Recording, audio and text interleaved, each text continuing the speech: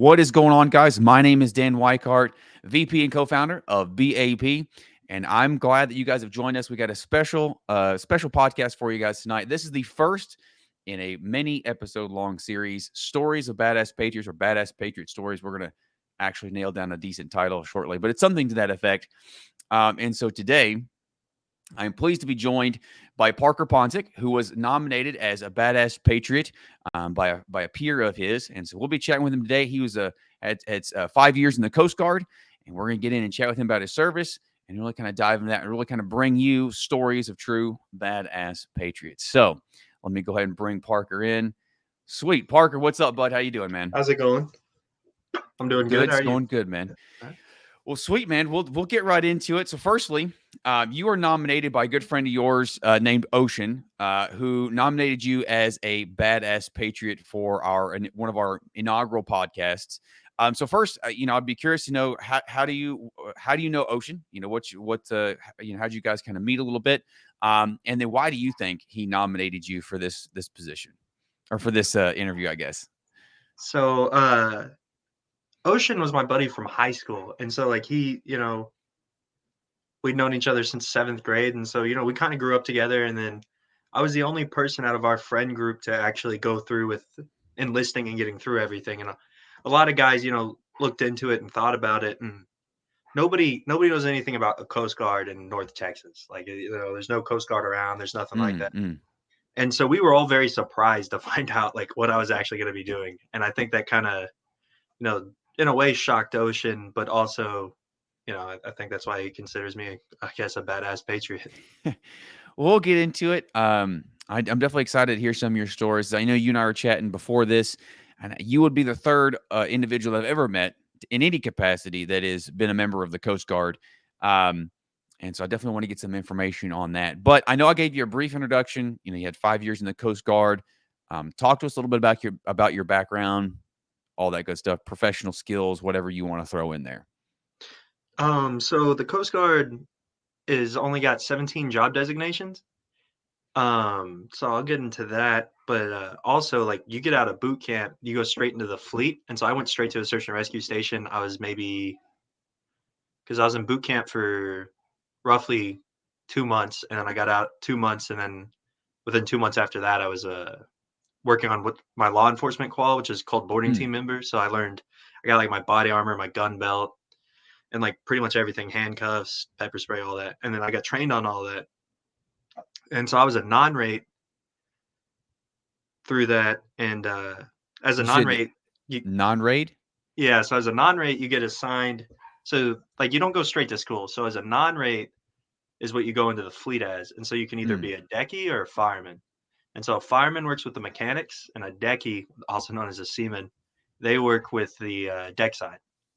And so at a search and rescue station, there's two major rates, which is MKs, machinery technicians, and bosun's mates, which are BMs.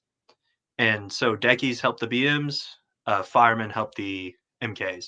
And so I got like a basic introduction into engineering and stuff like that. Working on machinery. At that unit, we had 429s, which are a small boat asset that is mainly used for tactical operations. It has two outboard Honda 225s. And so I worked on those and all that. But yeah, we'll use those for law enforcement. And, a lot of people have probably been boarded by the Coast Guard, and we're checking for safety gear and stuff like that. Sure. BTMs are also used for drug interdiction, migrants, all that kind of stuff. You guys get up to all kinds of fun stuff. Oh yeah, especially depending on like what unit you're at. That's the other thing. Like, there's only 17 jobs, but there's so much you could end up doing. Like, I know a guy whose career is completely different than mine because he spent all of his time on buoy tenders, which you just pull buoys out of the water, clean them, and put them back. And so, he has nothing of the experience I do, and I have none of the experience he does. Interesting. And so, but on paper, we're the same people. We're both MK3s. And so it just kind of depends on where you end up, especially. Like, I haven't done much drug interdiction, but I got buddies at Station Miami, Station San Diego, Station South Padre. All three of those are huge into drug interdiction. And then the cutters, they'll go out to the coast of Colombia and do a lot of drug interdiction down there too. Oh, that sounds like fun. So you're talking about how you said an MK3, correct? Yeah, so that's what my rank was, which is machinery technician 3rd class. But originally, I was a non-rate. I spent 2.5 years as a non-rate, which is a little bit longer than usual. Depends on, so like you go into the Coast Guard, you become a non-rate at your first unit, and then you pick what school you want to go to. It's completely up to you, Mm. as long as you qualified with ASVAB scores, medical, and stuff like that. But that school has a wait list, so you have to put your name on the wait list, and then while you're waiting, they qualify you as high as possible for your rank, which for me was all the way TAC crew. And so I did BTM, which was my law enforcement qual, So what does BTM mean? boarding team member. Got it. Okay. So there's a guy called a BO, and then he has BTM. So the BO is a boarding officer, Okay. but you have to be a petty officer, non-commissioned, or a commissioned officer to have that. And as a non-rate, you're not any of those yet. And I assume non-rate is shortened for non-rated. Is that right? Hmm. Got it. Okay. Good. Carry on. So it means you haven't picked your job designation yet. So you end up doing like pretty much everything, whatever they need, really. Sure. So Trying like to I figure out assisted the where mechanic. getting where you fit in, right? Yeah, pretty much. And like I assisted the mechanics, and the non-rates do a whole bunch of like the garbage jobs too. So like cleaning, cutting grass, stuff like that. And Yeah, then that's you're how it still goes. expected to help the mechanics and then also conduct operations. So I also did boat crew, which boat crew is for your search and rescue, but it also is something that you can build off of too. All these build off of each other.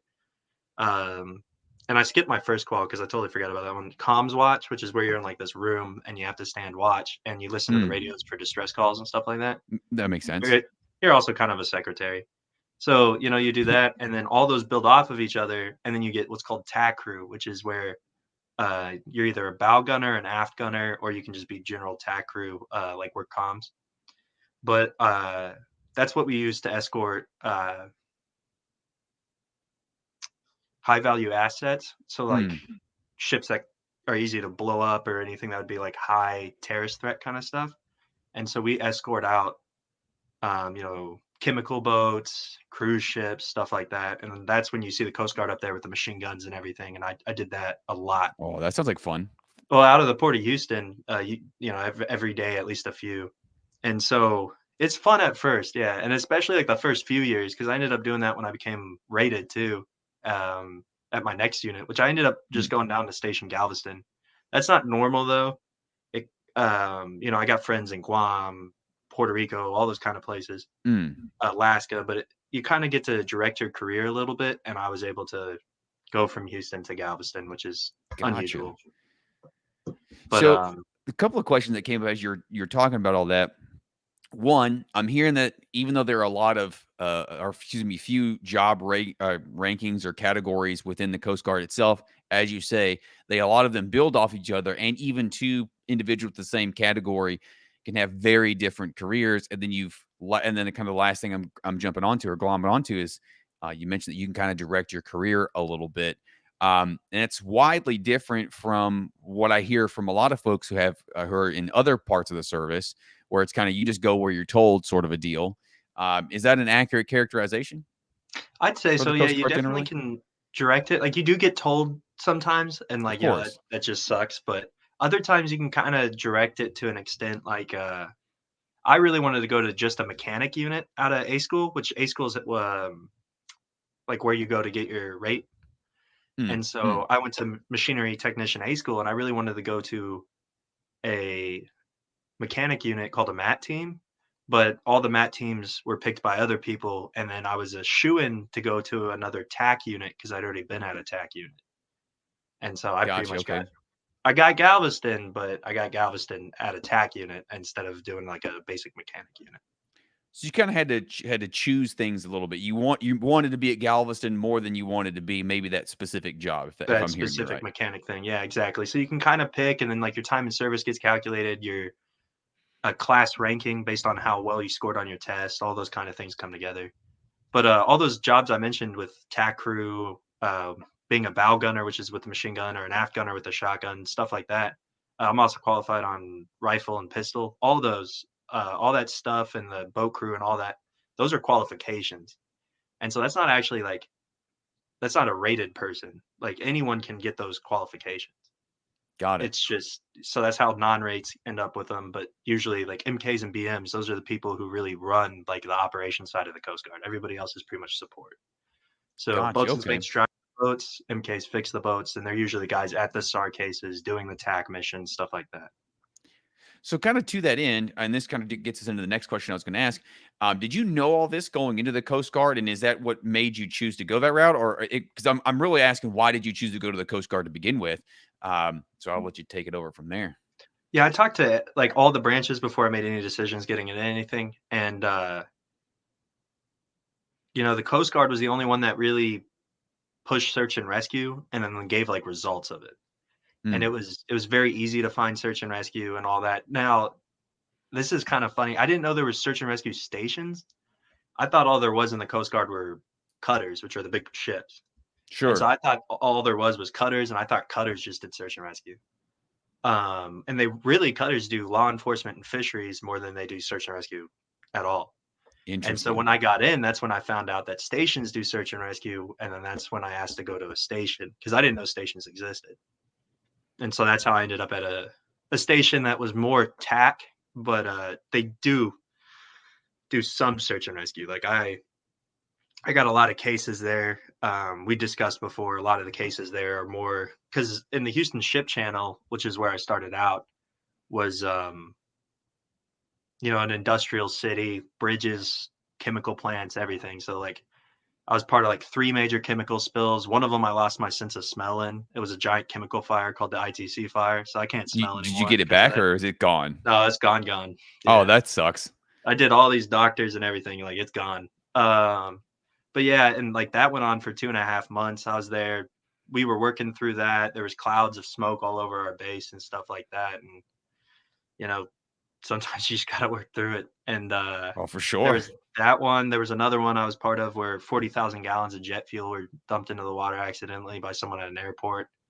And so we ended up trying to contain that. And then, on the Houston Ship Channel, sometimes things go wrong and things just explode. And that, like with the ITC fire, they had a couple tanks explode and then all the tanks explode. Oh, wow.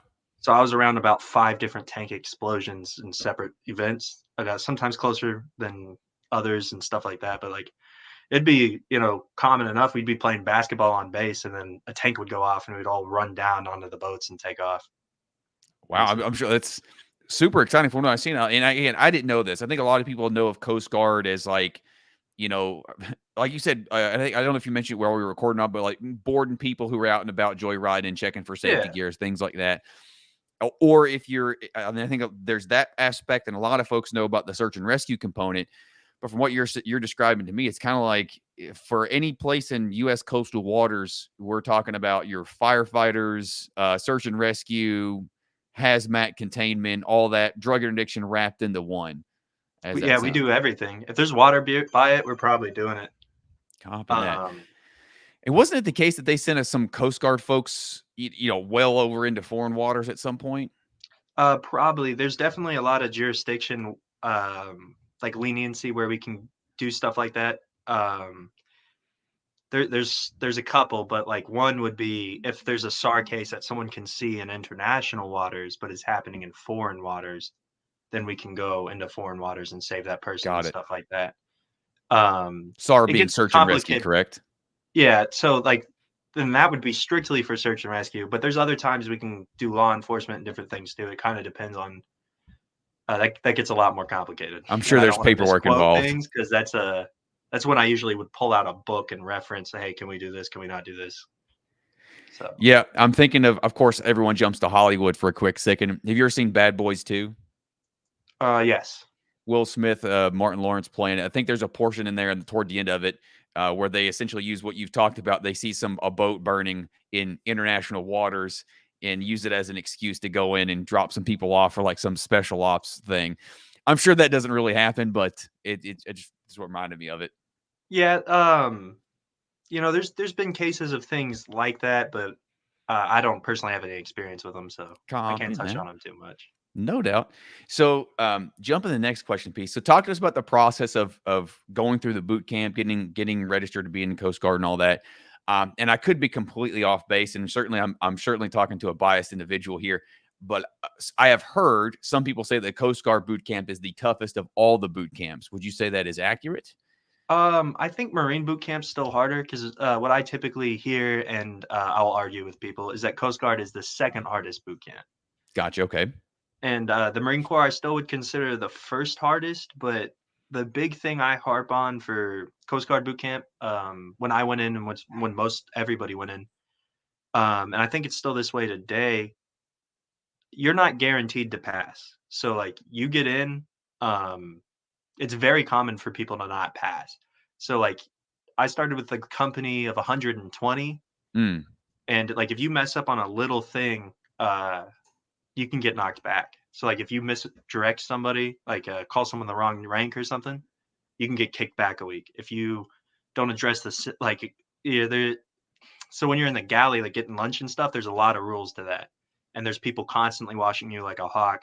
They'll ask you trivia questions, you know, inspect your uniforms, all this stuff. Like it's not a time to be calm at all. It's one of the most stressful parts of the day. So like if your uniform's messed up, all that kind of stuff, they have this thing called a tracker, which you keep on you. They'll say tracker, they'll pull it out, they'll write down that you messed this up at this time. And if your tracker gets too full, and they can just knock you back, or they can put you on what's called probation, which is where then everybody starts targeting you. You wear this bright red belt and they start targeting you. And if you mess up on too much stuff like that, they'll knock you back. And so I got put back a week. Well, I originally got put on probation, then put back a week. And then a couple weeks after that, um, there's this like different watch schedules and things. And at some Mm. point, you have to go wake somebody up. I had to wake up 144 people with me and one other guy, and we only had an hour to do it. And the other guy ended up having a panic attack and wasn't able to complete it. And so I pretty much had to wake up all these people on my own. And so I didn't complete it in time. And so I ended up in what's called ramp, which is recruit attitude management program or something like that. Mm. And it's a specific thing to make it even harder. But if you get through that, which it's more beatings, which beatings is what we call the physical stuff, Yeah, they more don't physically beatings. beat you up, I Yeah, assume. no, but it's like the physical, like working out, holding rifles, holding canteens, holding boats, holding like pretty much everything. You hold it above your head, you yell ramp for, you know, hours, and then you just keep walking or whatever you're doing. They make you carry a couple ammo cans at a time, and you like just walk 100 yards and back for an hour or two, yelling ramp at the top of your lungs, stuff like So for that. perspective, how heavy is an ammo can per? And how heavy do you think a boat would be in total? And I assume you're carrying the boat with other people. So the boat is when you do the boat, it's 4 people, and this was 5 years ago now. So, but my guess, I mean, I'm not very good at guessing weight, but I'll tell you it was heavy. The boat was heavy, and the ammo cans, I'd say probably 20 pounds. You know, it's Mm. 240 ammo if you've ever had any experience with Yep. machine guns. So it's a can of 240 ammo, and you're carrying that back and forth, and it gets heavy after 30 minutes. That's for Oh, I'm sure. sure. Oh yeah, I'm very and sure. you know they'll have us hold the drill rifles, and you'll hold them at like rifle position for 45 minutes or something like that. That's a And then front if you delt drop burner. it, it starts over again and all that. And so, and then like the first thing you ever do is hold a canteen over your head. And then if you drop, you restart. And it's like the whole group does it. And if like one person messes up, the whole group does it. Or in certain like situations, one person messes up, they just get punished. But those are usually more intense. So like you have to Mm. hold a mattress over your head for 10 to 15 minutes. And every time you drop it, you can restart the clock. And so it's Okay. pretty crazy, and it's very mentally straining. You don't sleep a whole bunch, Of course. and in between all that, you have classes. So you're constantly studying, constantly learning. You have to memorize all these things, and if someone asks you and you mess up, there's a chance you get knocked back. And so, like I said, they say Coast Guard boot camp's only 8 weeks, but I finished it in 9, and I believe the average is still 10. And you only can go to week 12. And once you get to week 12, you have to convince the Coast Guard to let you try some more. And if that doesn't work, then you get kicked out. And so Wow. there's no guarantee of you making it. So like I started with a company of 120. I got kicked back to a company of originally 107. I joined their company at 97. Mm. And then we only graduated with 33, and only 10 of those people actually started and finished in 8 weeks. Wow. So it So was I like saw. really heavy attrition rate, it sounds like. Oh yeah, it was super, it was pretty tough, and ours was the smallest company to graduate at the time, but there were other companies that graduated that small as well. I think the average company number, once again, this was 5 years ago, but I think the average was somewhere between 50 and 60 actually Gotcha. Okay. graduating. But everybody starts with about 100 or more. Yeah, we'll see. We'll see how many people sign up for Coast Guard after listening to this particular thing. Because I was, we led off with the good stuff, and now we get into the kind of the rough stuff for a second. Oh So yeah, and like all your classes, like you learn firefighting, like 1 week's firefighting, 1 week's search and rescue, 1 week's range, 1 week's dressing people properly. Those are all out of order. Then you got 2 weeks of seamanship, like all that kind of stuff, and you have to know all this, and you have to have it all memorized. So it's pretty different. pretty intense, both physically and mentally. So that's a little bit about the process component. Now, this is I get to the next question here. This is probably one of the ones I was looking forward to the most. Your favorite story from your time as a Coast Guard?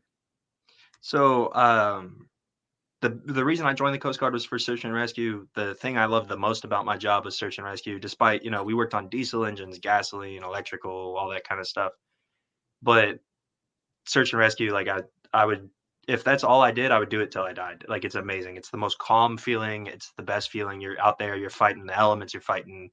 Sometimes you're fighting like people trying to get them onto the boat, and because sometimes people don't want to leave their boat and stuff like that, and so you're trying to get them onto the boat and stuff like. It's just crazy, fighting all odds just to get these people back there safe and stuff like that. And so, one of my best search and rescue cases, there was a cruise ship, Carnival Breeze. This was I think it would have been 2021 in January. So you can look all this up. It's on the news. But there was somebody like 30 miles offshore. Well, the cruise ship was 30 miles offshore when we went to go meet them. And there was somebody on the cruise ship who was having medical concerns. And so we had to go get them because you can't launch it. Like a lot of people think the Coast Guard's just helicopters all the time, but you can't launch a helicopter unless if it's pretty much perfect weather. And they only can fly so far. They only can carry so many people because of fuel.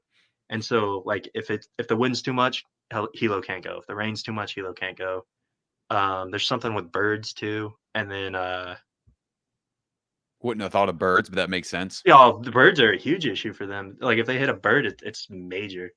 So like all that kind of stuff, and they can't launch. But so that's when they send a Coast Guard boat. And the boats, the boat I was on, one of the boats, I was on a 29, I was on a 45. The 45, you can look up videos of it. They'll flip it over purposefully and like break the chains and watch it flip right back over. It self-rights in 8 to 10 seconds. Oh wow! Now, when you said 45 and a 29, I assume that's foot, right? Yeah, so the 45 foot footer boat, and a it's a 29 footer. diesel 1650 horsepower combined. It can self-right. It's got firefighting built on board. It's got a fire pump. It's my favorite boat. It's amazing. You drive it with joysticks. It's pretty cool. Oh, And that it puts sounds out pretty some dope. power. Both engines are turbocharged, so yeah, you get 1650 in like a second. And it has docking mode, which allows you to go sideways and stuff like that. Oh, that's pretty sick.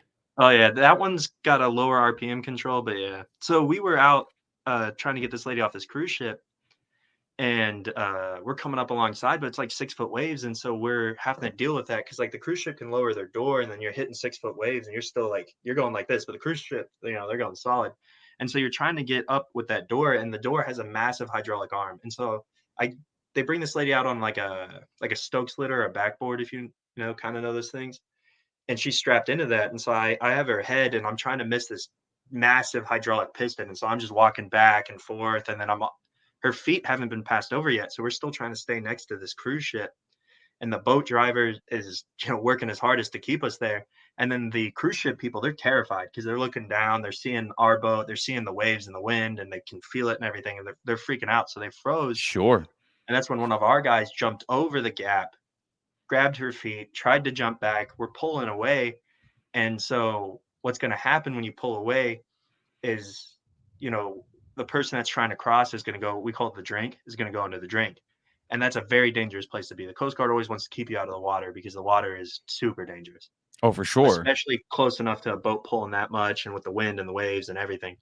And I looked at my boat driver and I was like, hey, if we pull away, I'm going to go in with her. I got all my flares, because when you wear your vest, you got all of your flares, you got everything with you. You even got like a GPS thing called an EPIRB, all that kind of stuff. Now, I would definitely have to fight my justification if I went into the water, and so would the boat driver, because it's a really big deal if you do that. But that was, my plan, because it's her survivability gets higher if I was there. Of And so that course. was where my thought And was. you say she was strapped to a backboard, essentially, right? Yeah. Yeah, So and it I did can't, have floats and everything, but sure, but still.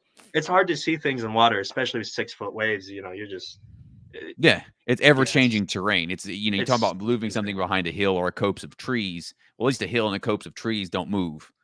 Exactly, and so, like, you basically wait to time the waves, and you're just hoping that she comes up when you come up so you can see her, like, that would be kinda what you're looking for, and Mm, I've done a lot of searches, and not all of them turn out great, and so sure. that's what we're thinking there. That's the worst case scenario is somebody goes into the drink. So our guy eventually gets over there, and he can eventually jump back over, and when he does that, the hydraulic arm comes in to crush us, and so I have to dodge it pretty hard, and during this moment, that's when the boat driver, he decided to pin the boat underneath the cruise ship door to get us that safety. And so he damaged our boat a little bit, but the Coast Guard's policy is always, if you save a life, you're good. Like you're pretty much covered. Whatever you got to do to save a life. And so we got her Sounds like on a solid board and we got her policy. back fast, and she ended up making it. Which you don't always hear, how cases end, but this one I did keep up on, and she did end up making it. So Well, that's awesome. I'm sure that's pretty harrowing, no doubt. Kind of out there with the wind and the waves, taking care of it, man. it was pretty crazy. That's definitely one of my more fun ones. No doubt. I mean, like I know one of the big reasons I was really excited about having this particular conversation is I know I certainly don't, and I don't think a lot of people really know what the Coast Guard gets up to and some of the cool stuff that they get down with.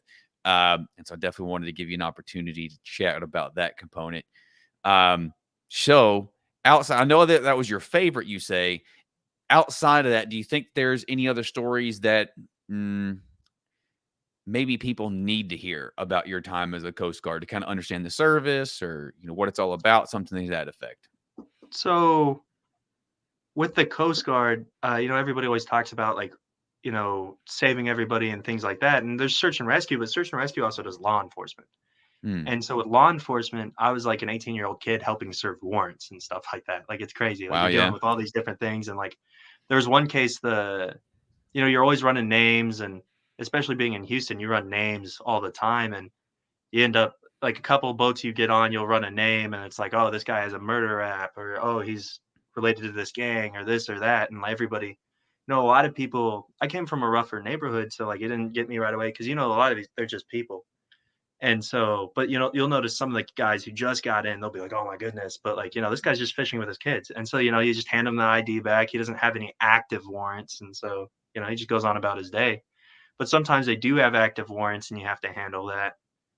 And, another thing that I despised when I was in was, dealing with migrants and immigration. Like, a lot of people, they have a lot of opinions on immigration and all this stuff, but they don't a lot of them don't see these people. They don't work with these people, and I do know people who work with them and see them and stuff, and they still, hold their opinions, but, like, my only personal migrant case I had to deal with was a guy who was a SAR case. He came up to our Spanish speaking guy and told him, "Hey, I'm illegal. I've been here 20 years. I'm from El Salvador." And he had a 6 or 7 year old kid. And, we had to take him in because, like, he came up to us. He told us all that, like, we have to call ICE. And so, we save everybody. The kid goes off with a trusted adult, and then ends up with his mom and everything. And then we have to sit with this guy till ICE shows up. So we were there at 8 p.m. ICE didn't show up till 3 a.m. in the morning, roughly. And so Mm, we did a couple different watches, and I wasn't there when I showed up. But this guy, he was super cooperative. He was super nice, and he was just, having to deal with the fact that he's about to go back to a country that he hasn't been in 20 years. And from what I hear from El Salvador, I wouldn't want to go there either. And so it's crazy. Like, and then you see these people climb on these rafts and these things that are barely floating, and there's 70 of them, and they're going to go, you talk to some of them, stories I've heard from my buddies, and they're like, hey, look, I'm just going to go back. I'm going to hop on a boat. I'm going to come right back. And it's crazy. Like you see these conditions they're living in, and whatever's back home is worse than hopping back on, a foam cooler with 80,000 people to come across the ocean. And the ocean's, it's scary. The ocean can brutal. get really dangerous. And they've seen it. Like these people have seen it, and they're going to go try again. And it's crazy to me that whatever it is that bad that they're going to keep doing this. And so I hated doing migrant ops. I avoided it like the plague. But a lot of coasties, Understandable. they end up having to do it. So that's probably the worst mission to deal with. And like I told you earlier, when I was 18, I saw a Boeing 767 crash in a place called Anahuac Bay.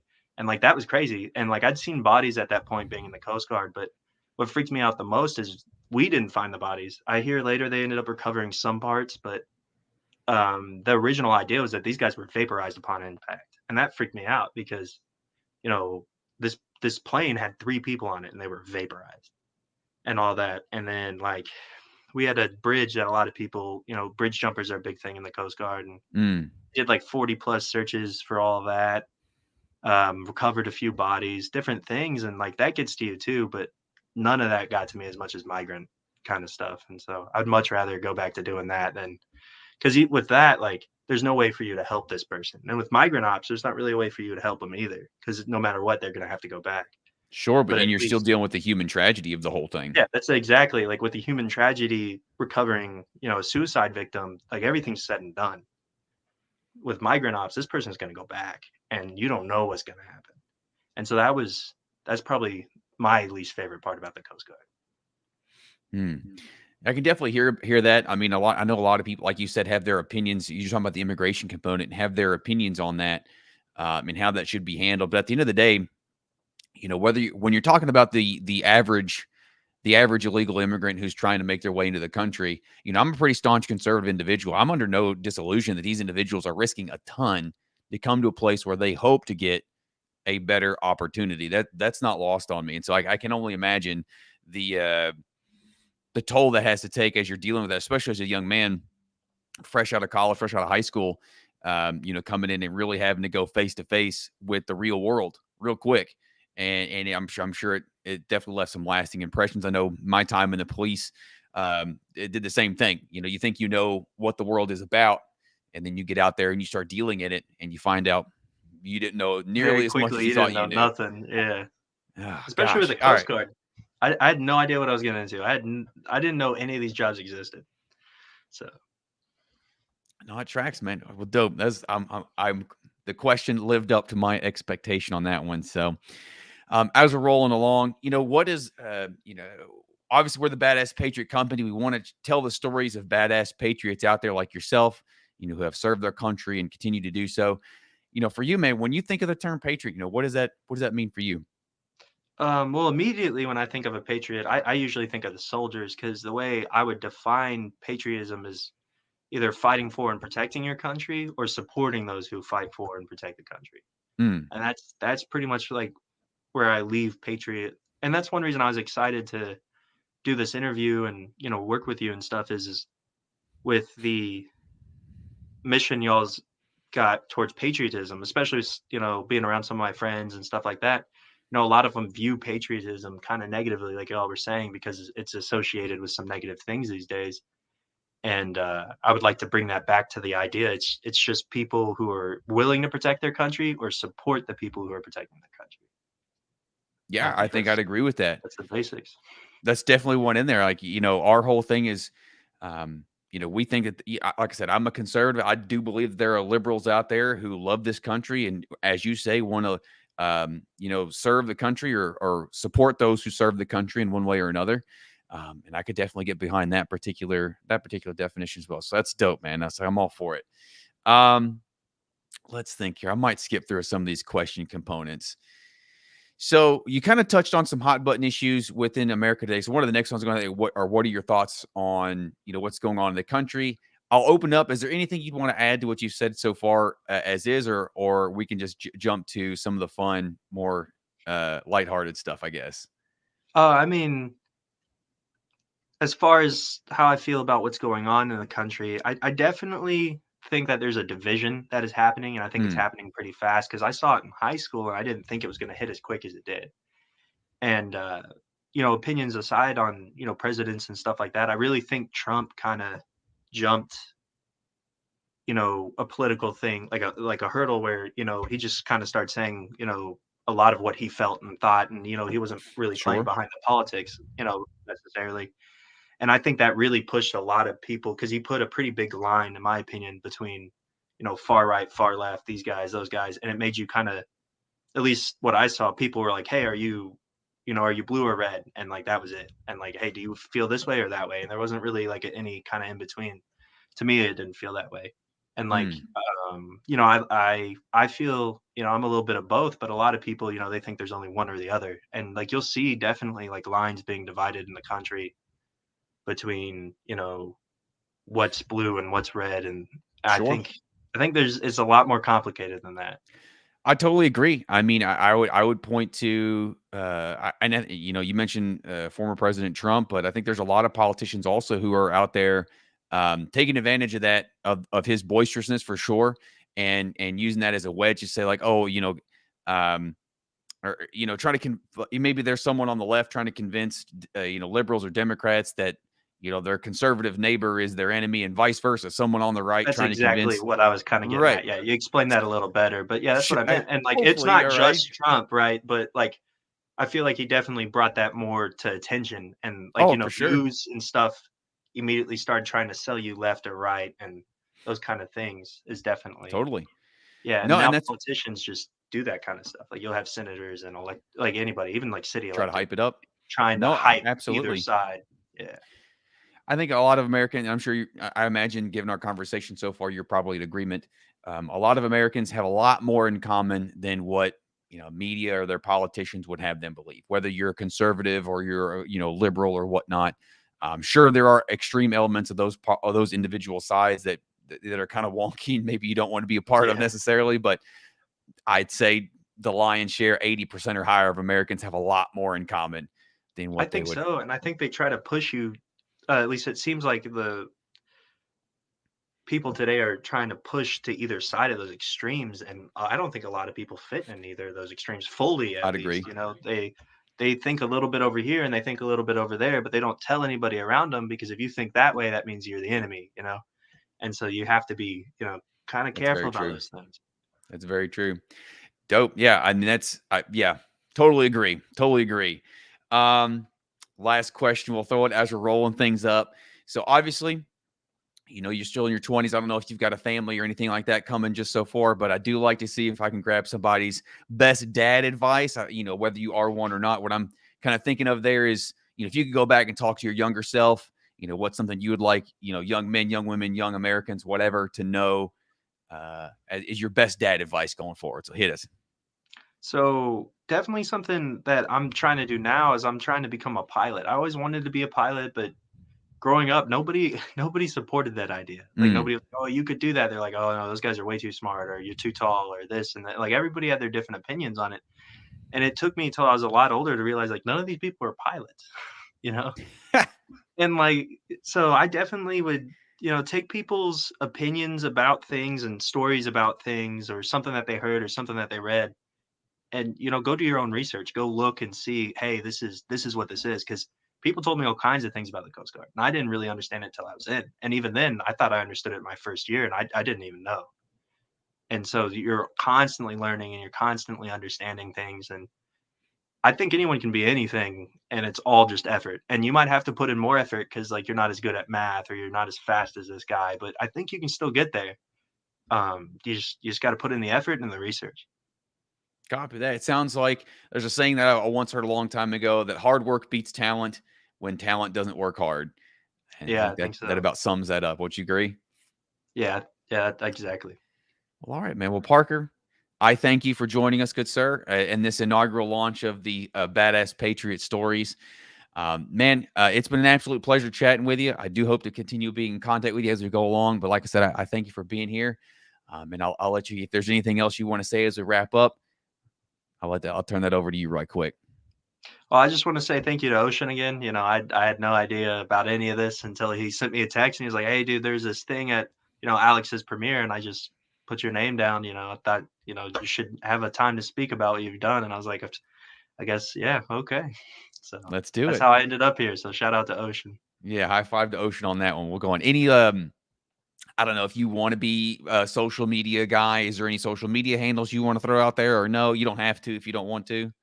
No, I'm not super into social media. Perfect. My You're last probably post was healthier that probably a way. year and a half ago, 2 years ago. So Copy that.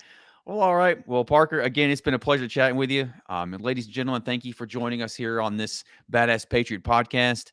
If you haven't already, you can follow us on at Badass Patriot Co. At Badass Patriot Co. on all of our social media platforms. You can find us at BadassPatriotCo.com, where you can get some sweet merch, t-shirts, hats, all that cool stuff. Probably the best way to support the channel. We look forward to seeing you guys real soon. We'll talk to you later.